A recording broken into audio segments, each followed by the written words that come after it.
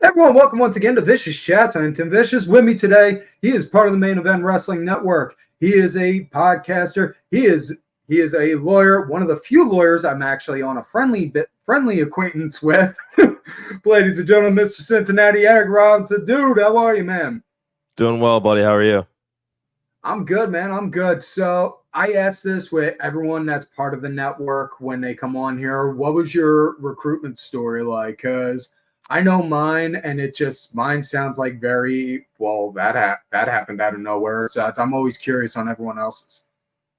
Yeah, no, it's about the same for us. I think that they started following us either on my personal TikTok or on X, one of the two. And I try to at least because I run our junkies social accounts. So I try to thank people every chance I get for anybody that does give us a follow.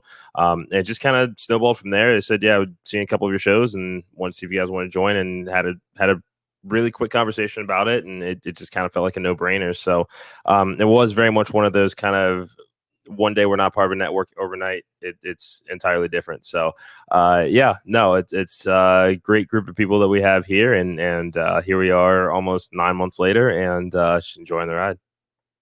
Yeah, and what was it? They said on OTM they just did 5 years with them.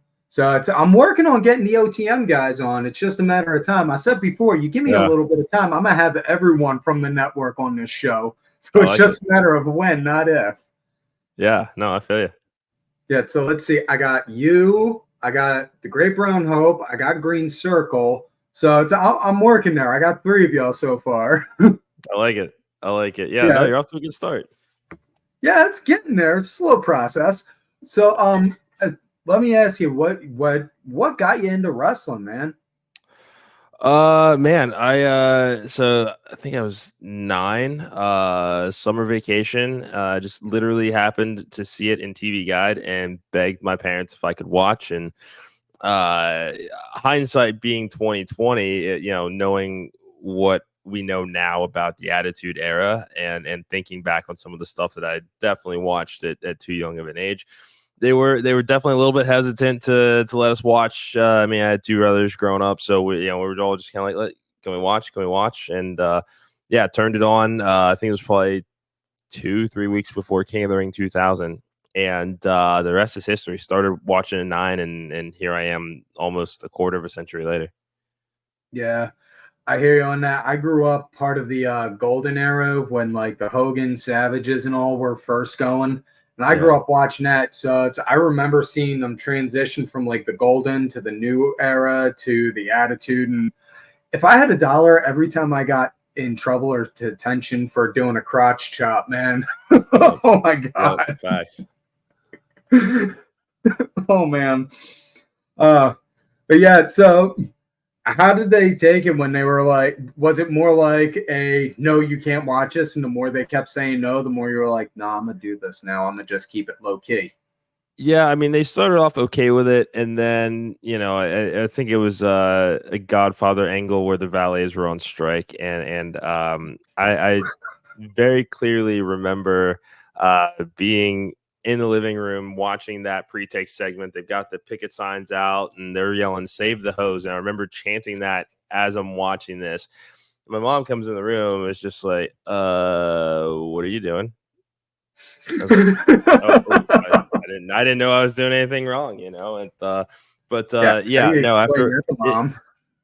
yeah, like it was one of those things where once they kind of caught on at what what kind of stuff was on, they're like, no, we're not gonna, we're not gonna let you do this. But over time, we started to sneak watching wrestling and stuff like that. So eventually, they just kind of relented and gave in, and it's just something that's always been in our household. Yeah.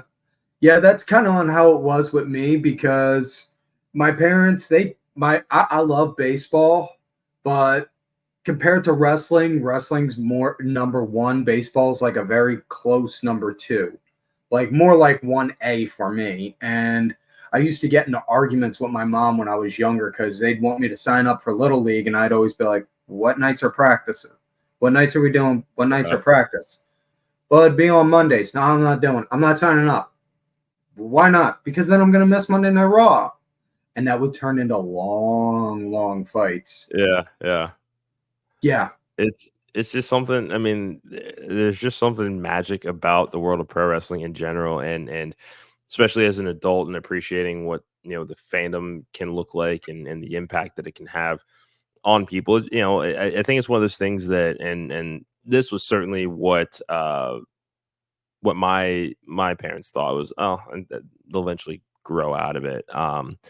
So yeah, sorry to say that did not happen, and here I am, all these years later, hosting a podcast about wrestling. So yeah, yeah, my parents were hoping and praying for that with me also. Little did they realize that it was like, nah, just let him wear out. It'll get out of his system. Nah, it never did. It's stuck. It got hooked in my veins. And my brother, he was kind of on and off, but we used to do like backyard stuff together. And he would cringe anytime I would ever look at him and be like, hey, Joe, come here. There's a new move I want to try, because I was a small little scrangly dude. But man, back in the day, I could wrap you around and lock you.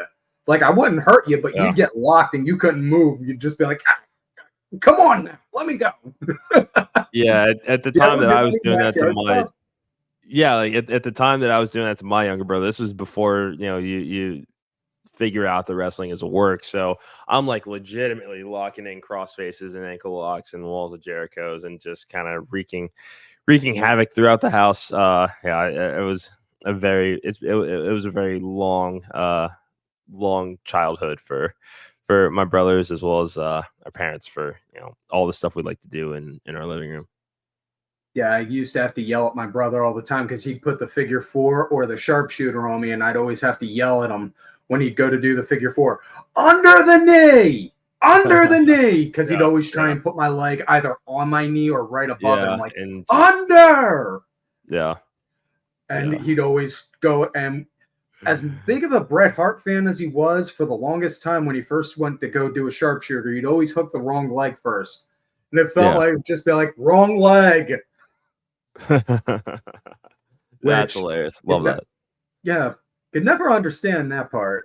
So, so yeah, Matt, did you ever catch any ECW stuff? I know you're Ohio guy, you're Cincinnati, you're actually a lot closer to me than I am to Cleveland. I'm in Erie. Yeah. Okay. So Yeah. I Yeah. know, yeah, so I know ECW wasn't like a major touring brand, but like I know they did some stuff around in the area, part of the part of the around in that upper northwest area. Easy for me to say. Yeah, no, not really. Like, and that, especially around that time because we started watching in 2000, so everything's already. Yeah, I mean, this is summer 2002, so we're a lot closer to the end than we are the beginning of the Monday Night Wars here. Okay. Um, the only real knowledge that I can remember watching WCW maybe once. In that time, and it was the only reason I saw it is because they were in Cincinnati, and we were flipping back and forth between that and Raw, just as we were kind of scrolling through the channel guide. But we didn't really watch that on a regular basis, just because once we saw Raw, we were hooked. ECW would have absolutely been a no-go in our house at the time, but this was also again summer 2000. So while they were on TNN, they weren't there for that much longer anyway before Raw made that switch over to the network. So there really just wasn't a whole lot of exposure to ECW outside of the occasional dirt sheet that we would pick up. So as far as really enjoying ECW, it wasn't anything that I really had an appreciation or respect for until the One Night Stand revival in '05, when you kind of go back and look at stuff. Yeah. Yeah. Yeah, I wish I could have gone to that, man. I remember being a kid growing. I grew up in the ECW arena. That was like a few blocks from my house. Nice. So yeah, so it was like every couple of days I'd ask a buddy of mine and be like, "Hey, what are you guys doing this weekend?" "Oh, I'm gonna go to a movie." "What one?" "I'm gonna go see so and so." "Can you do me a favor and cover for me?" "What do you mean?" "If my parents ask, just say I went to go see that movie with you and tell me about it." "Why?" "I'm going to ECW show." I like it. Yeah, Yeah, cause no, that's yeah, because the best way I could describe an ECW show was like if you were like a preteen and you snuck into the most heaviest, Yep. grungiest heavy metal concert you can imagine during the 90s, during that kind of 90s Yeah. mayhem, that is how best I could describe the ECW arena during those shows, because it was wild, Yeah. man. Like, yeah. Yeah. It's and that's the thing. I think so I can recall us having exactly one ECW videotape, and I think it was one that my brother got from one of his coworkers. But it was Barely Legal, the very first ECW show. You know, so it's Classic. in hindsight, yes, absolutely a classic. But again, because we were a WWF household, and that was what we begged to start watching, and that's what we fell in love with. Um, if it didn't look like that, it was just kind of like, what is this? Like, and you know, I've seen these names in the dirt sheets: Rob Van Dam, Sabu, Taz. Like, I've heard and seen these names before, but because it was so different from the WWF product, that I mean, you know, even though you can have the debate as far as what was edgier and what wasn't, but because it just overall didn't look like what we were seeing on Monday Night Raw or on SmackDown, it was just kind of like, okay, this is all right, but like, give me the like ECW I associated with blood, so I'm like, that's all I want to see. Like, I didn't really care about the technical stuff that we would see with the Eliminators and Lance Storm, Rob Van Dam, Taz, things like that. So again, it's one of those things that, you know, in hindsight, you can appreciate the different styles that Paul Heyman brought in, and we're seeing that renaissance now in 2024 with the stuff that GCW is doing. You know, Yeah. they've taken over that mantle as kind of that brand that you will get that death match itch scratched if that's what you want. If you want great technical wrestling, you'll get that. If you want great high flyers, you'll get all of those things. So it's definitely really cool to see, and it's a lot easier to appreciate now in 2024. Yeah. So let me ask you this. I've had this conversation with some hardcore wrestling fans, and my brother, who he's a self-classified casual fan because he's been in and out for like the past 4 or 5 years. Do you Mhm. think there's a difference between hardcore and deathmatch? Or does it just kind of look like all the same? The only difference is what they're using in the ring. Um, no, I there is a difference. It's a very fine line, as far as between a hardcore match and a death match. I mean, we've seen WWF hardcore matches. We've seen what they'll do in Impact. We've seen even things in AEW that they consider hardcore.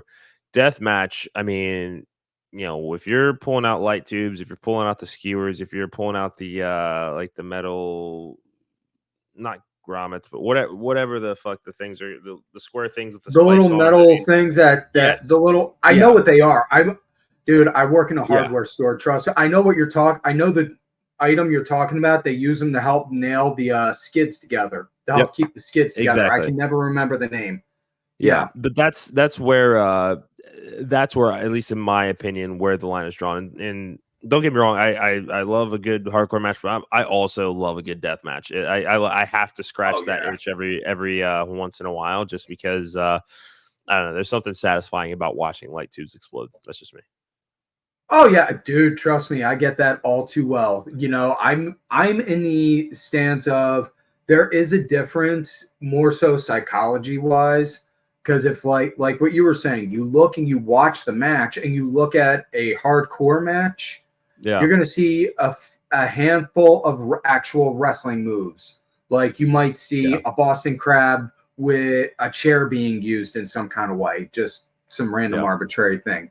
Whereas in a death match, no, you're seeing somebody get like slammed and like thrown like they got hit with a bulldozer through a flaming door and then have a Plates light of tube glass. Yeah, smashed over them.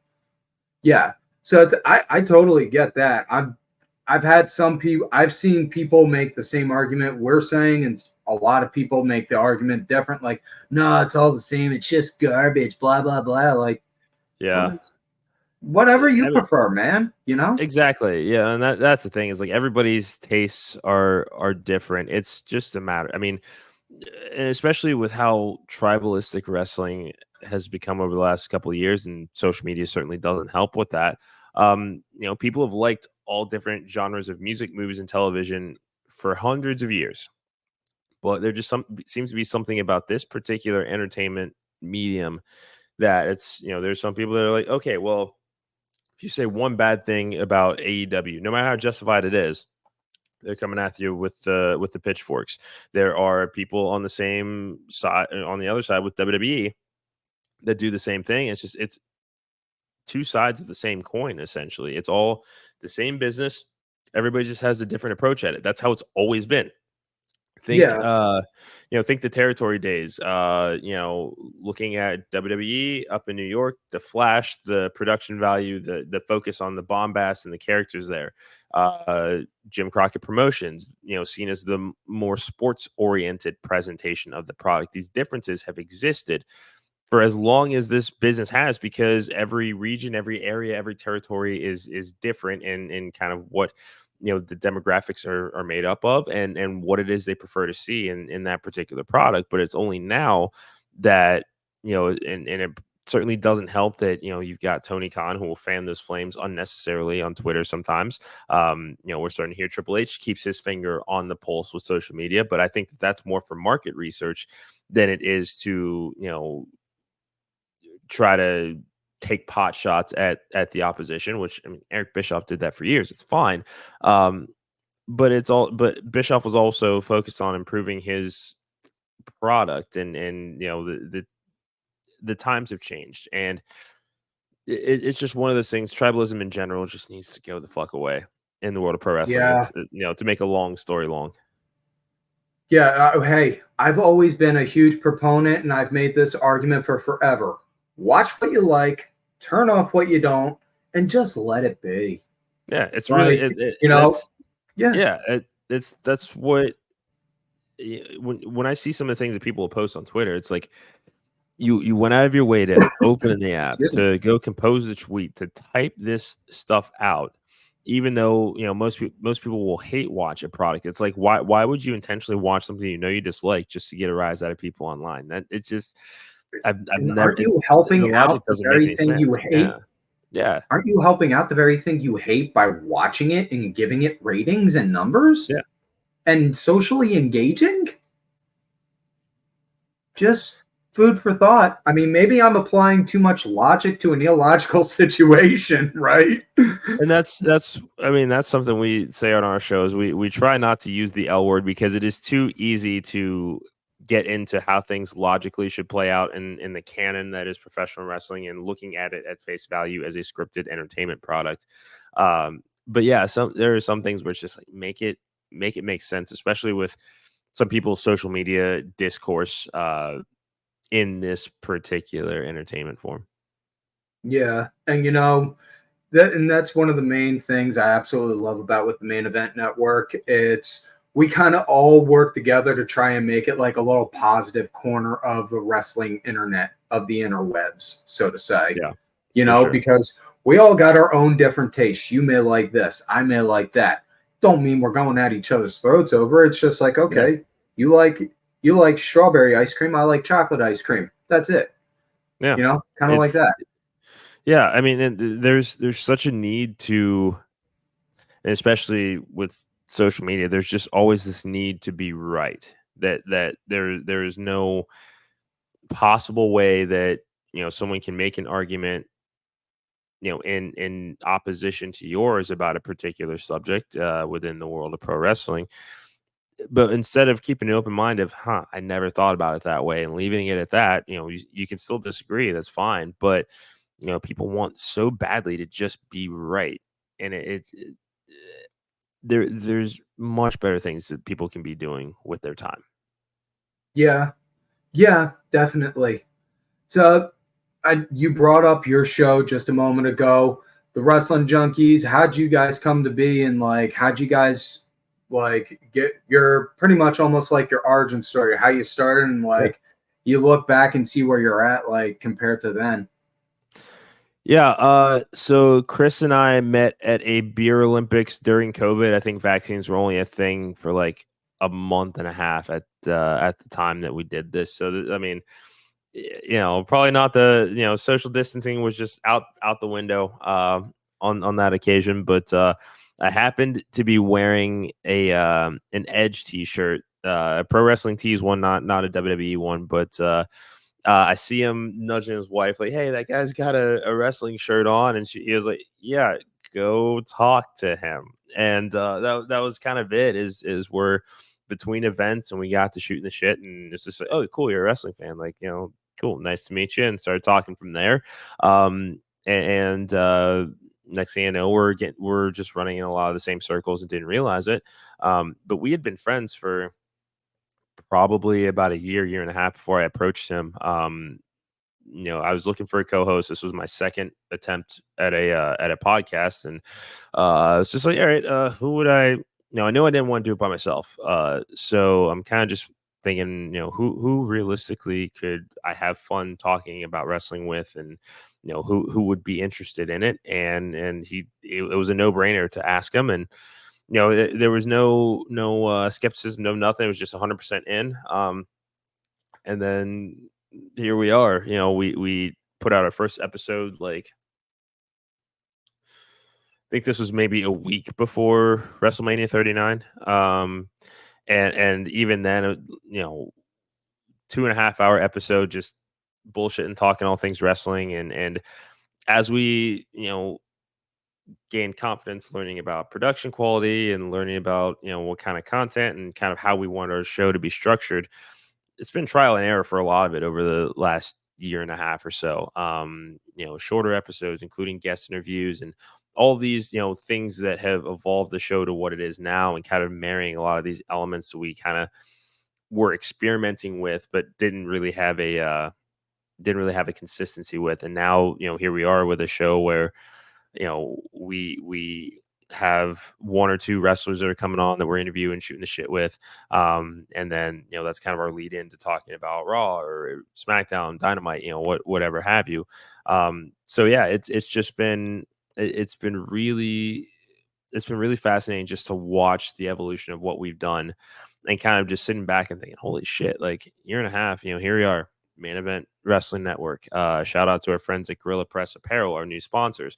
And all of the wrestling companies that we've partnered with to sponsor shows and things like that. It's sometimes we do have to kind of just sit and pinch ourselves that this is where we're at, and it's just kind of foot's on the gas, and we're not taking it off.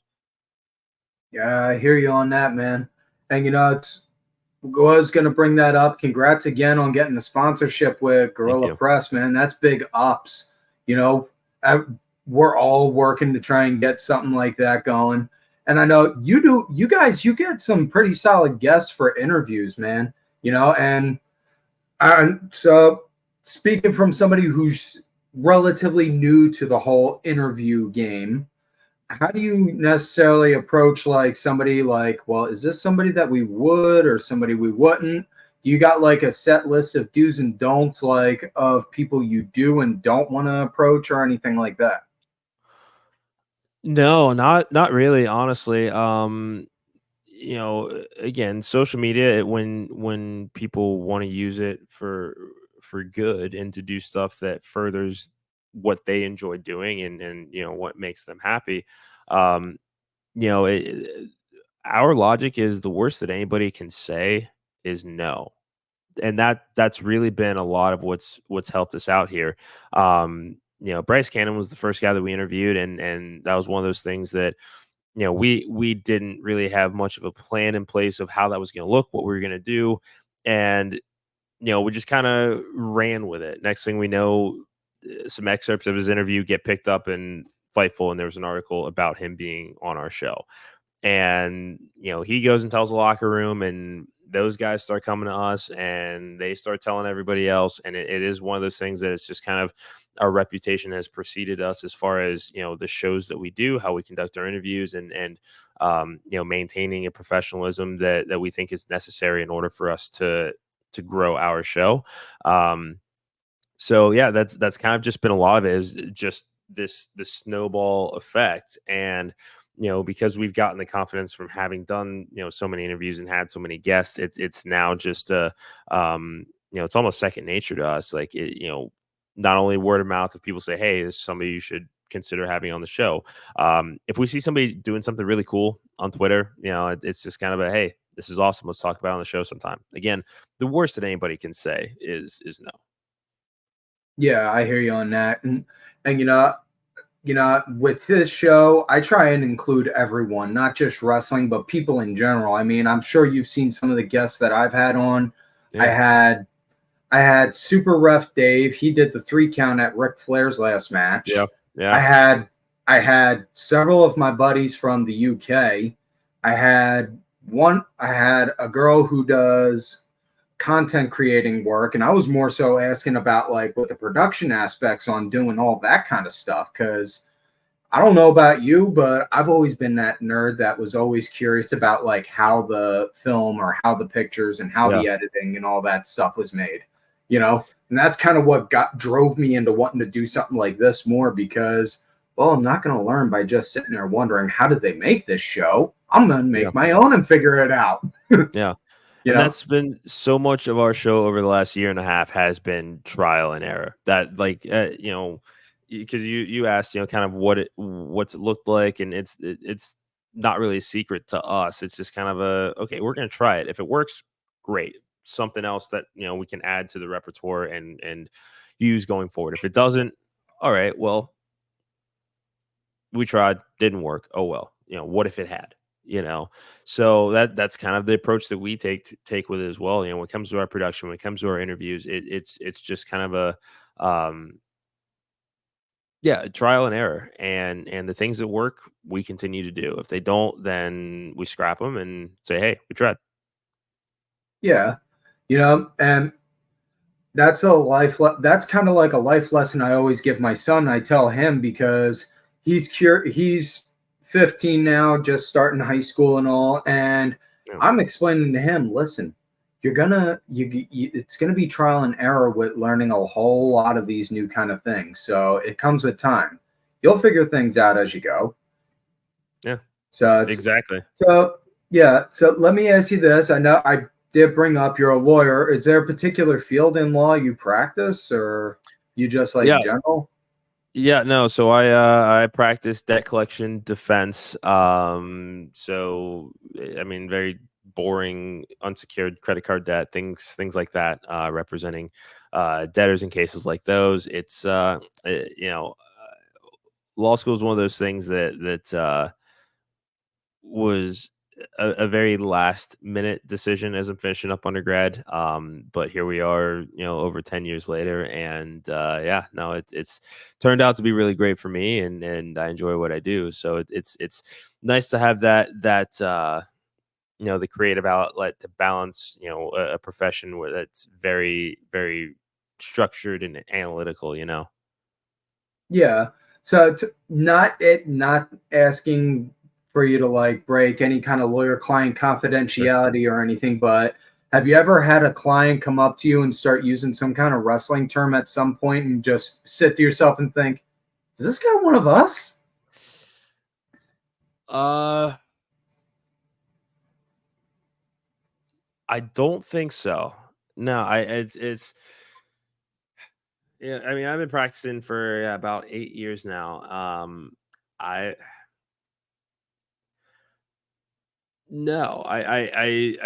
don't think that I have, and I think a lot of that is because when it comes to wrestling apparel and my fandom and what I collect, I mean, I'm mostly wearing wrestling t-shirts, but when you're wearing a suit, I don't really have anything that's like wrestling flair. I do have I have a Cody Rhodes tie. It's got just the Nightmare logo emblazoned on it in white.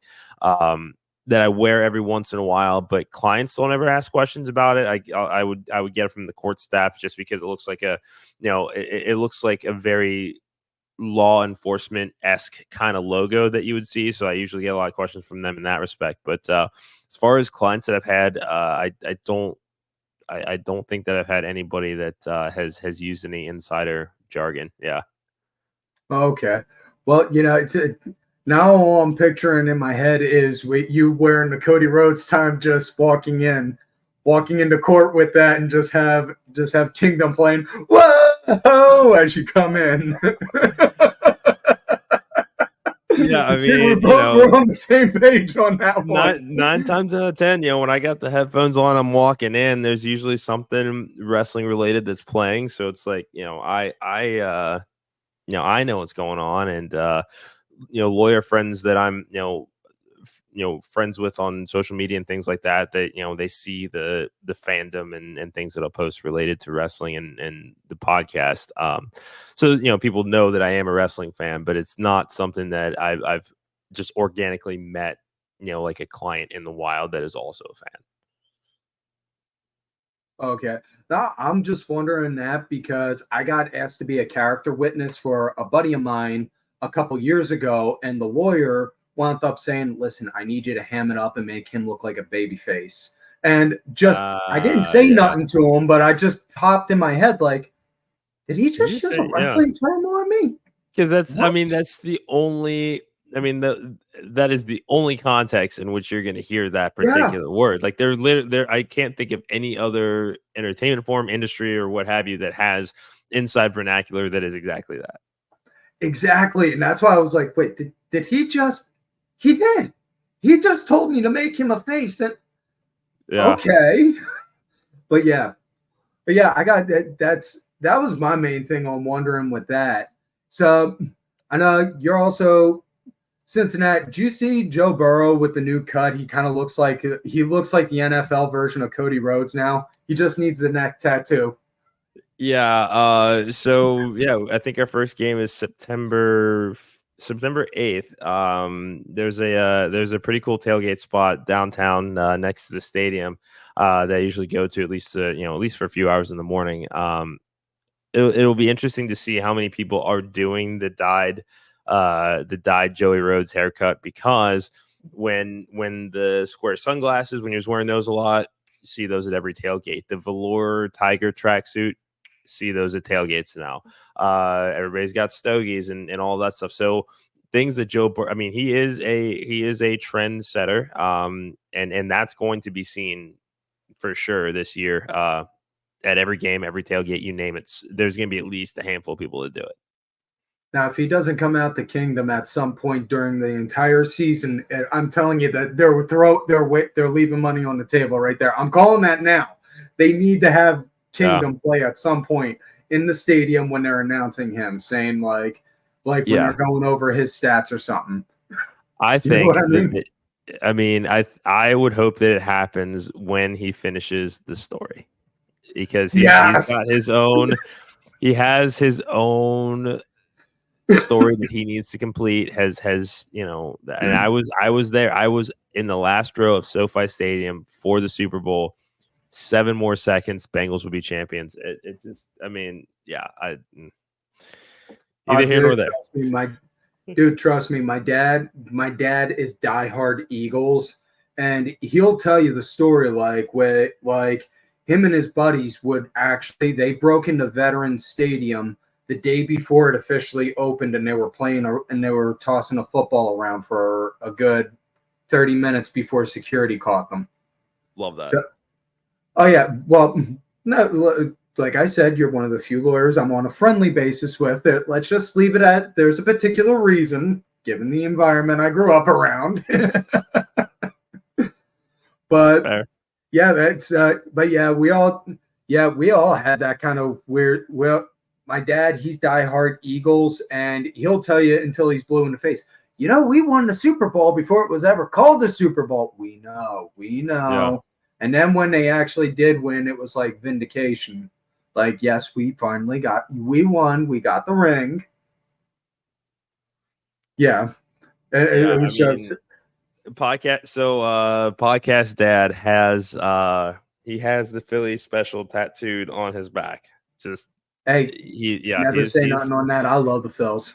he's diehard. And Bengals play the Eagles here in Cincinnati this year. I think it's like week Ooh. 8. So yeah, planning to plan to go down, enjoy Sunday, go to the game, and we'll see if our friendship and our working relationship can survive that game. Dilly dilly. Speaking of, if you ever next time you talk to Chris, let him know, man. If he's ever in Erie and during the summer and he catches and he's looking to catch a Seawolves game to hit me up. I will, absolutely, for sure. Yeah, I think because you'd love that. I've seen you guys, and I've seen him a couple times wearing the Erie Seawolves hat and the Phillies hat, and I'm Yeah. like, dude, he Yeah. wears that Seawolves hat. I know for a fact he's got to Yeah. catch the games then. So because I take my Yeah. son to it. I take my son to the Seawolves games during the summer, Nice. I and like it. he gets a blast out of it. What was it? The last game we went to, we were not right above the dugout. We were right on the side of it where the guys were practicing, and we were just in between innings. He would just the guys that would just go and be like, "Hey, how you doing, bud? You enjoying the game?" Like that with him the whole time. Nice. Gotta love that. Gotta love that. Oh yeah, and that's the kind of big thing I always try and push. The one thing I always say, the two universal forms of communication, no matter what. You could speak Japanese, I could speak German. The two things we'll always have to be able to communicate on: music and sports. That's Yeah. it. Because, we could both like AC/DC, and we could both love hockey. Just two random things thinking of. Sports and music are two universal languages all around the globe. You can't argue on that.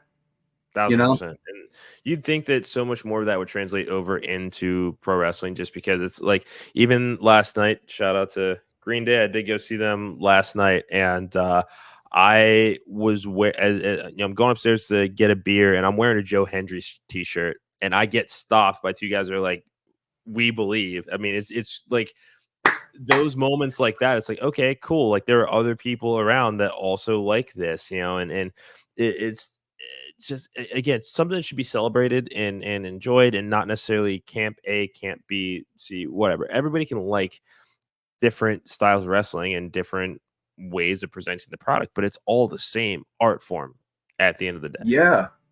Yeah, exactly, man. I mean, I always push that. I look at wrestling like a variety show almost, and I use the Muppet Show as an example for a variety show. You're going to see it like a variety show. You're going to have a little comedy, a little drama, a little action, a little sex appeal, something to target the men, something to target the ladies, something to target small kids. And you're going to see all of that within X amount of time on one product. And that's honestly the best way I describe a wrestling show. Yeah, Broadway with body slams. Basically, yeah, because it's Shakespearean acting on a 360-degree stage. Yeah, and it's a lot of the themes that we see, good versus evil, student versus teacher, a lot of common themes that you see across all forms of arts, entertainment, sports. It's all wrapped up into one. And there's no off season. There's no off season. You don't work, you don't get paid a lot of times, and it's just, there are things that people should be more appreciative of when it comes to pro wrestling, and what people put into the product that we enjoy on such a regular basis. And that's just from us spending as much time talking to wrestlers as we have, and the independent promoters that we've gotten to know. I think that a lot of things, that if people saw kind of what goes into putting that product together, they might chill the fuck out a little bit more when it comes to how they voice their criticism about the product. Yeah, and I think that, again, circling back to wanting to know how the movies were made, I think that applies to why you never really, I may have stuff I don't like when I see on TV, and I'll use a current example, the ending to the Blood and Guts match that was on Dynamite. Yeah. That was all universally agreed. That wasn't necessarily a good finish. But you Compared to don't the see last me few going. years, Yeah, but you don't see me going out there going rage tweeting like, "Oh, I can't believe this shit. It's so stupid, blah blah blah." No. Just, well, that was a bit anticlimactic. And you leave it at that. Like, okay, that was it. It's even on our show, we, even if there's something we don't like, instead of just shitting on to shit on it, it'll be, the, okay, I didn't like it for this reason. If I had the pencil, here's what I would have done. That, and leaving it at that. But it's not something where I have to at Tony Khan or Triple H and be like, what the hell did you do this for? This is stupid. What are you doing? Like, no. Like, I mean, we hear that Triple H keeps his finger on the pulse and monitors social media, but do you really think that Paul Levesque gives two shits about what I'm saying from Cincinnati, Ohio, about a show that he's producing because he's got over 30 years in the wrestling business, and I've only been a podcaster for a year and a half. Exactly. It's there are ways to voice those frustrations and those criticisms that are not negative, they're not accusatory, they're not pointed, or somehow transformed into a personal attack against that person. Yeah. And I mean, I get any reaction is better than no reaction, but there are times when you just got to be like, dude, chill the hell out, man. It's not that hard. Yeah. There is no need to go into an all caps rage like that over the show. Your guy didn't win. Okay, I get it. My guy didn't win either. Ain't no need to go and get all sorts of crazy yelling over it. You know what I mean? Because my son, he's been watching it since he was about 5 with me, and he's been with it since. And there are guys he would freak out over, like not this past year, but the year before when Cody lost at Mania. He was like, I can't believe he lost, and he went on and on and on about it, and was like, yeah, he'll get it back, bud. He'll get his win. Just right now, he's got to climb up and fight again. He's got to show that, hey, not only can I do this, but I'm better than I was last time, which circles back to, again, the storytelling, which we were talking about, saying wrestling, it's got stories, and that's what everyone loves. Everyone loves a good story. Yeah. Couldn't agree more. Yeah. It's, man, thank you for taking the time to come on. I do appreciate it, man. This has been great. I always say this to everyone, and it's the gospel truth. Thank you so much for coming on. You could have been out there doing a million different other things, but you chose to be on here, and you got my gratitude on that. You're more than welcome to come back at any time, man. Anytime, Yeah, no, the pleasure is all mine, and absolutely can't wait to do this again. Oh, definitely, man. So any plugs, any socials, anything you got going on, man, the floor is yours. More than welcome to let it all out. Absolutely. As always, make sure that everybody's following Main Event Network at @mainevent_net across all social media platforms. Give us a follow on X, Twitter at JunkiesPod. Follow us on Instagram at Wrestling Junkies Pod. Like us on excuse me. Like us on Facebook. Subscribe to our YouTube channel. We're on the road to 1,000 viewers right now. So anybody out there watching, if you know at least one person who enjoy our show, do us a favor and just share it with them. Support our friends at Gorilla Press Apparel at Gorilla Press APP on X. If you're a wrestler, promoter, referee, if you need merch for those tables, they do take custom commissions. Hit them up. The incredible group of people over at Gorilla Press Apparel. Use promo code WJP2024 for 25% off site-wide. GorillaPressApparel.BigCartel.com. That's awesome, man. Yeah, and thank you for taking the time to come on. I do appreciate it. Pleasure's all mine. Thank you.